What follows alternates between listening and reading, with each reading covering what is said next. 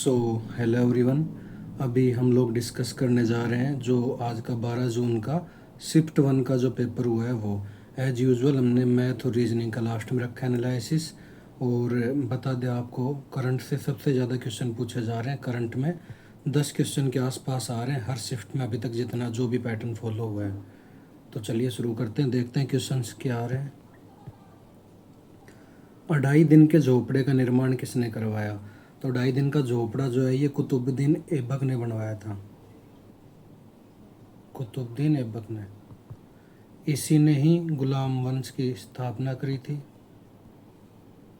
गुलाम जो डायनेस्टी है वो भी इसी ने इसकी स्थापना करी थी। और एक जो दिल्ली की कुतुब मीनार है वो भी इसी ने बनवाई थी। कुतुब मीनार भी इसी ने बनवाई थी। और एक इसने संस्कृत स्कूल बनवाया था। चलिए आगे चलते हैं। पूना पैक्ट जो हुआ था, पूना समझौता, उसमें गांधी जी की तरफ से किसने हस्ताक्षर किए थे? तो ये पूना पैक्ट जो है ये बता दूँ आपको 1932 के अंदर हुआ था, 1932 में। और ये हुआ था Gandhi ji plus B R Ambedkar ji. B R Ambedkar, इनकी काफ़ी दिनों से चल रही थी कुछ अनबन, जिसकी वजह से पूना पैक्ट हुआ था। और इसमें जो साइन मतलब गांधी जी की साइड से साइन किए थे वो किए थे मदन मोहन मालवीय ने।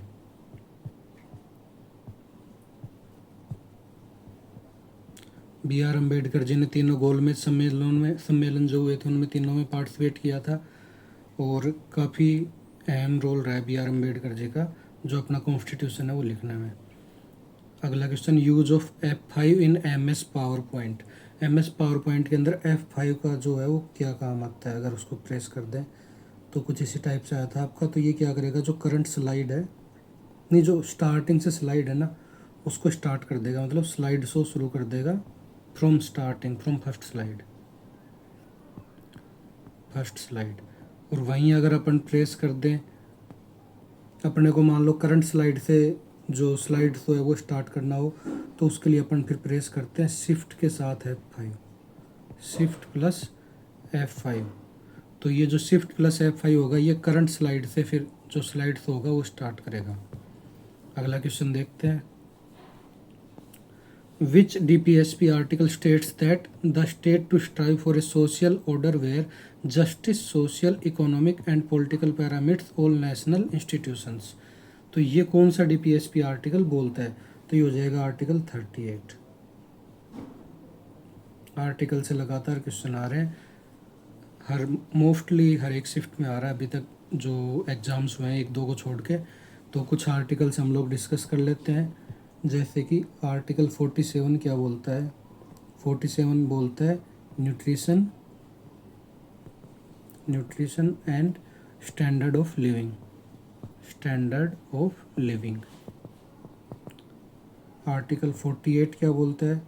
48 आपके इसमें एसएससी के अंदर आ चुका है, एनिमल हस्बेंड्री से रिलेटेड है। एनिमल हस्बेंड्री एसएससी में पूछा था कि काउ स्लोटरिंग जो है इससे कौन सा आर्टिकल रिलेटेड है? काउ स्लोटरिंग से कौन सा आर्टिकल रिलेटेड है? तो ये आपका आर्टिकल 48 हो जाएगा। बाकी 48A की बात करें अगर, 48A जो है ये हो जाता है फॉरेस्ट एंड वाइल्ड लाइफ जो है कंजर्वेशन, उससे फॉरेस्ट एंड वाइल्ड लाइफ से। ये भी आपके एसएससी के अंदर आ चुका है 48A। 49 जो है, जो आर्टिकल 49 है ये आपका बताता है protection of monuments, protection of monuments and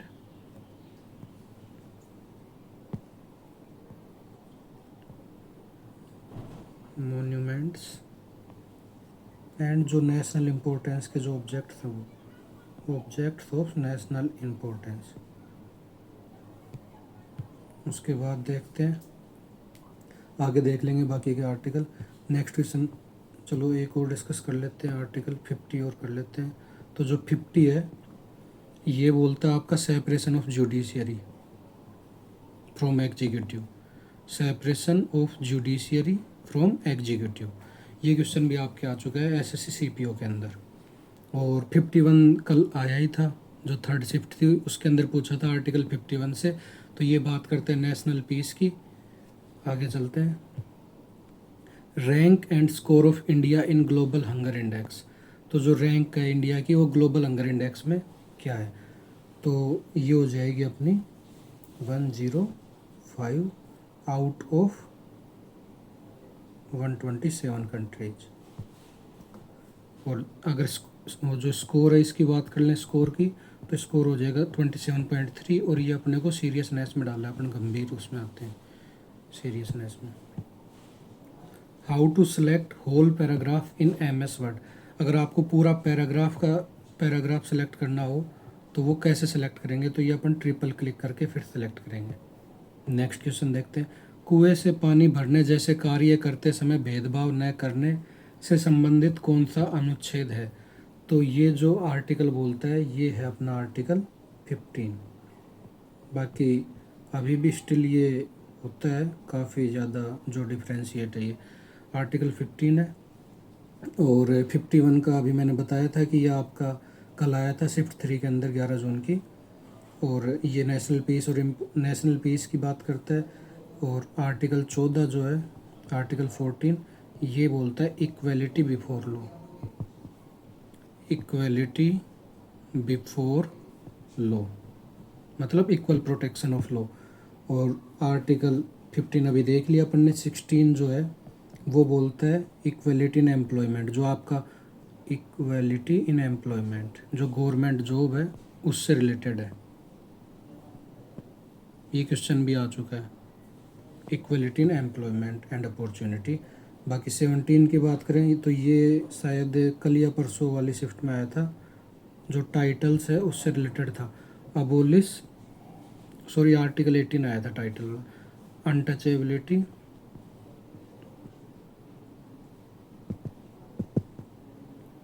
और जो अनटचेबिलिटी फॉर्म करता है उसको, जो ये प्रैक्टिस अनटचेबिलिटी की उसको ख़त्म करना। आर्टिकल 18 जो है 18 ये आपके अभी NTPC में आ चुका है अभी 2-3 दिन पहले, जो अबोलिश टाइटल्स, जो जितने भी टाइटल्स हैं उनको ख़त्म करना। मिलिट्री टाइटल, जो मिलिट्री के टाइटल होते हैं उनको छोड़ के। मिलिट्री टाइटल्स जो हैं अपन वो गवर्नमेंट प्लेसेस पे यूज में ले सकते हैं, जैसे कोर्ट रूम हो गया, इस तरीके से। अगला देखते हैं। मैंडलीव की पीरियोडिक टेबल से आपने पहले भी क्वेश्चन देखा था, शायद 2 शिफ्ट में 2 बार आया था पहले। उस टाइम पूछा था कितने एलिमेंट्स थे, कुछ इस तरीके से पूछा था, और एलिमेंट्स को कैसे अरेंज किया जाता था। तो हमने देखा था वर्टिकल ऑर्डर जो था उसके अंदर, और 63 आई थिंक एलिमेंट्स थे। और मैंडलीव की पीरियोडिक टेबल में अभी पूछा है आयोडीन कौन से ग्रुप में रखा गया था, तो जो आयोडीन है वो रखा गया था ग्रुप 7 के अंदर। इसको हम एलोजन बोलते हैं, एलोजन फैमिली, ग्रुप 7 में। अगला क्वेश्चन देखते हैं। पब्लिक सेक्टर एंटरप्राइजेज PSC जो है इसके तहत, ये हिंदी में लिखना था, तहत आत्मनिर्भर भारत योजना की शुरुआत किस वर्ष में करी गई, तो ये करी गई थी अपनी 2023 में। अगला क्वेश्चन देखते हैं। अगर आपको वीडियो पसंद आ रहा हो तो चैनल को सब्सक्राइब ज़रूर कर देना, एक सब्सक्राइब से आपके हमें मोटिवेशन मिलता है। अगला क्वेश्चन देखते हैं। भारत के संविधान का 103वां जो संशोधन हुआ है 2019 में किसके रूप में जाना जाता है, तो जो 103rd अमेंडमेंट है 103वां, ये 10% रिजर्वेशन देता है EWS को। 2019 में हुआ था ये। EWS जो है इसको 10% रिजर्वेशन देगा, किसमें, गवर्नमेंट जॉब्स हो गया, गवर्नमेंट अपॉर्चुनिटीज़ हो गई, उन सब के अंदर। और इससे चेंज किस में किए थे, तो ये आर्टिकल जो 15 है अभी अपन ने देखा, उसका जो सब क्लोज 6 है उसमें चेंज किया था एक, तो इसको लेकर। एक आर्टिकल 16 जो है जो गवर्नमेंट जॉब्स की बात करता है, उसके सब क्लोज 6 में चेंज किया था इसको लेकर। और 14 जनवरी 2019 को आया था ये, 14 जनवरी। अगला क्वेश्चन देखते हैं। राज्य में हिमालय की सामान्य दिशा दक्षिण पश्चिम से उत्तर पूर्व की ओर है, तो ये क्वेश्चन, इसकी लैंग्वेज थोड़ी सी चेंज हो सकती है, बट क्वेश्चन यही था, तो ये बता दे अरुणाचल प्रदेश जो था वो होगा इसका answer, Arunachal Pradesh. Next question की ओर चलते हैं। जो अनामुडी हिल्स हैं वो किन 3 जो पहाड़ियाँ हैं उनके बीच में लोकेटेड है, तो ये ऐसे ट्राइंगल की शेप बनाती हैं तीनों पहाड़ियाँ। और अनामुडी हिल्स जो है ये सबसे ऊंची चोटी है इसको साउथ का माउंट एवरेस्ट है वो भी बोलते हैं। इसकी हाइट की अगर बात करें अपन तो ये हो जाएगी 2695 मीटर। साउथ का एवरेस्ट बोलते हैं इसको। और जो ये पहाड़ियाँ हैं ये है, एक तो अन्नामलाई हिल्स हो जाएगी, एक हो जाएगी आपकी पालानी हिल्स, और एक हो जाएगी कार्डामोम हिल्स। इस पे इलायची की खेती ज़्यादा होती है, इस वजह से इसका नाम कार्डामोम है। जो अनामुडी जो है ये चोटी, ये पड़ती है केरला के अंदर। और जो ये वेस्टर्न और ईस्टर्न घाट मिलते हैं, वेस्टर्न घाट और जो ईस्टर्न घाट मिलते हैं, उस जगह को बोलते हैं अपन, जो कि आपका फेमस हिल स्टेशन है वो है नीलगिरी। यहाँ पे हिल स्टेशन भी है ऊटी, नीलगिरी हिल्स। अगला क्वेश्चन देखते हैं। कौन से राज्य में पश्चिम मानसून और पूर्व मानसून दोनों के लिए बारिश होती है? तो क्वेश्चन अपन ने पहले भी देखा था, ये एक बार फिर से आया है, तो ये हो जाएगा तमिलनाडु में। Next question, which soil type is not found in northern plain? तो जो नॉर्थन प्लेन है इसके अंदर किस टाइप की कौन सी सोइल जो है वो नहीं मिलती? तो जो नॉर्थन प्लेन है इसके अंदर ब्लैक सोइल जो है वो नहीं मिलती, ये मिलती है जो दक्कन के पठार है, दक्कन प्लेट्यू के अंदर मिलती है सबसे ज़्यादा। और ये कपास की खेती जो होती है कॉटन क्रॉप्स के लिए बेस्ट मानी जाती है, कॉटन की खेती के लिए। कॉटन को 120 डेज फ्रोस्ट फ्री डेज जो है वो चाहिए होते हैं कॉटन को। और अगर पूछे आपसे कि नॉर्थन प्लेन के अंदर कौन सी सॉइल मिलती है, तो वो हो जाएगी एलुवियल सॉइल, जलोढ़ मिट्टी। ये जो है गंगा और ब्रह्मपुत्र जो है ये कटाव करके जो लाती हैं वो बनाती हैं गंगा और ब्रह्मपुत्र से। अगला क्वेश्चन चलते हैं। भारत का पहला एकीकृत कचरा प्रबंधन शहर कौन सा है? तो जो पहला एकीकृत कचरा प्रबंधन शहर है वो हो जाएगा आपका गोरखपुर, यूपी हो जाएगा। और सितंबर 2025 के अंदर यहाँ 40 एकड़ में एक प्लांट लगाने की बोल रहे हैं, 40 एकड़ के अंदर ये प्लांट होगा। और ये जो इस प्लांट की कैपेसिटी होगी वो होगी 700 टन की, 700 टन की कैपेसिटी होगी जो कचरा कलेक्ट करेगा वो। और अगर आपसे पूछ ले कि ई कचरा क्लिनिक कहाँ पे है आगे शिफ्ट में, ई कचरा क्लिनिक, तो ये हो जाएगा आपका भोपाल, एमपी के अंदर। नेक्स्ट क्वेश्चन देखते हैं। भारत और ऑस्ट्रेलिया के बीच संयुक्त सैन्य अभ्यास ओस्ट्रा हिंद कहाँ हुआ था? तो ओस्ट्रा हिंद अभी ये सैन्य अभ्यास है भारत और ऑस्ट्रेलिया के बीच में होता है, ये आपने अभी देखा है। तो ये हुआ था पुणे महाराष्ट्र के अंदर, पुणे महाराष्ट्र जो है यहाँ पे हुआ था। और ये हुआ था 8 नवंबर 2024 को। नेक्स्ट क्वेश्चन की ओर चलते हैं। Rank of India in climate change performance index, climate change performance index जो है इसके अंदर रैंक इंडिया की। तो ये क्वेश्चन शायद 4th या 5th टाइम रिपीट हो रहा है।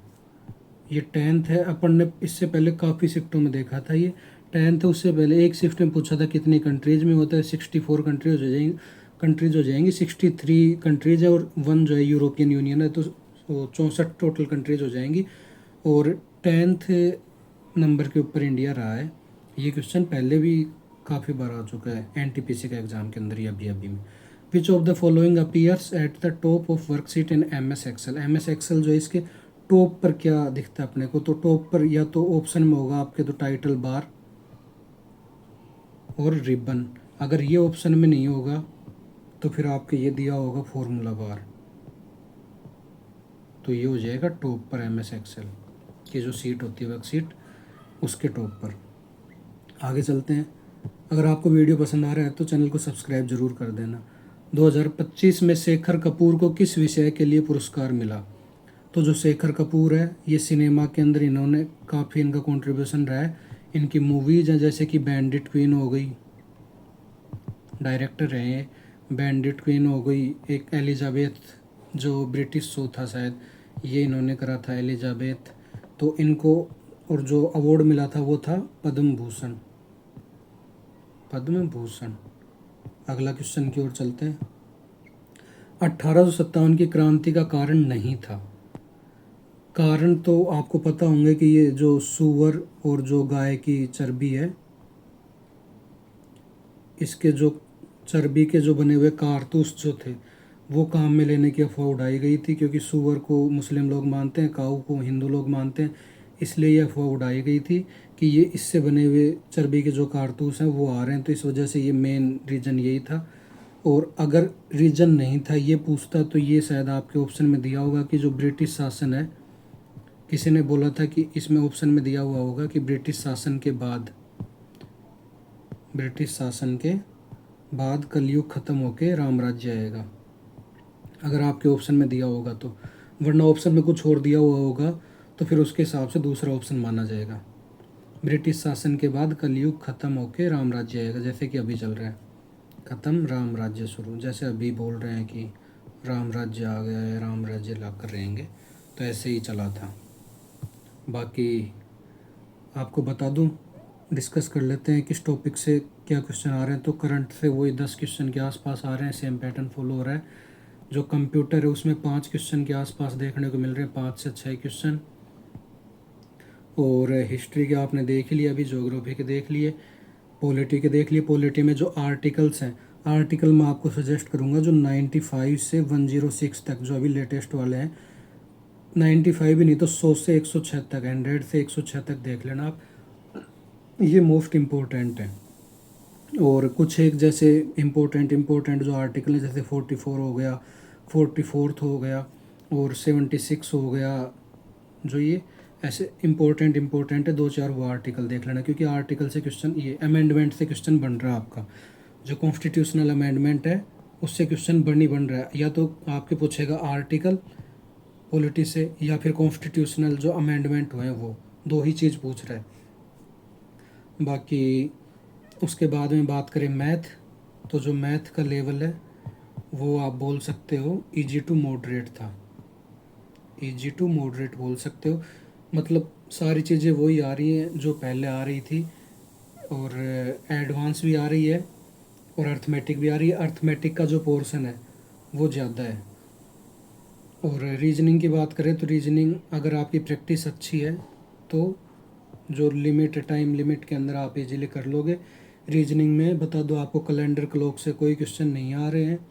कैलेंडर हो गया, क्लॉक हो गया, मिरर इमेज हो गया, ये सब नहीं आ रहे। सबसे ज़्यादा आपके पूछ रहा है सिटिंग अरेंजमेंट। सिटिंग अरेंजमेंट के अलावा आपसे पूछ रहा है जो मिसिंग नंबर है, 2 क्वेश्चन आए थे मिसिंग नंबर के। और जो अल्फ़ाबेटिकल ऑर्डर्स को जो अरेंज करना होता है वो आ रहे हैं एक तो। और बाकी मिलते हैं आपसे नेक्स्ट वीडियो के अंदर। और जिन्होंने चैनल को सब्सक्राइब नहीं किया हो सब्सक्राइब कर लेना। थैंक यू सो मच, और ऑल द बेस्ट आपके आगे आने वाले एग्ज़ाम्स के लिए। Thank you guys.